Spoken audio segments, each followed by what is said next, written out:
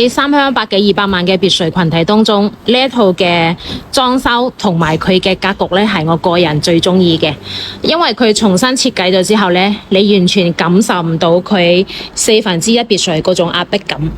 空間做得非常之好，而且咧佢真係裝修非常之骨緻嘅。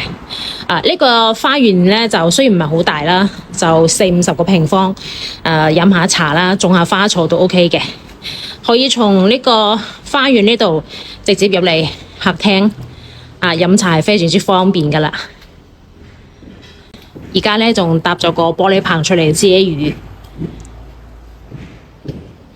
佢呢個客廳嘅開間咧都有成5米嘅，好闊落。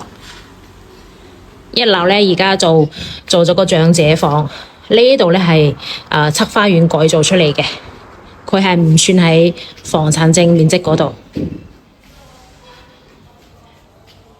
呢個咧係公廁、餐廳，入嚟咧係廚房。雪櫃、燃氣爐有齊啦。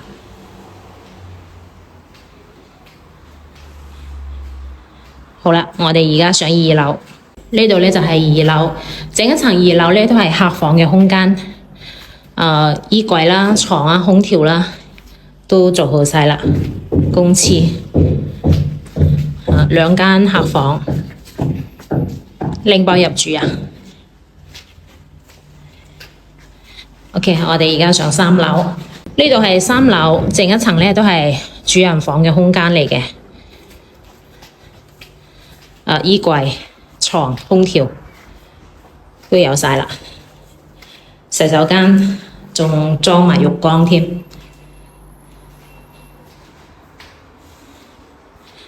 出嚟咧就係一個露台嚟嘅，一個露台仔，晚黑可以喺度吹吹風，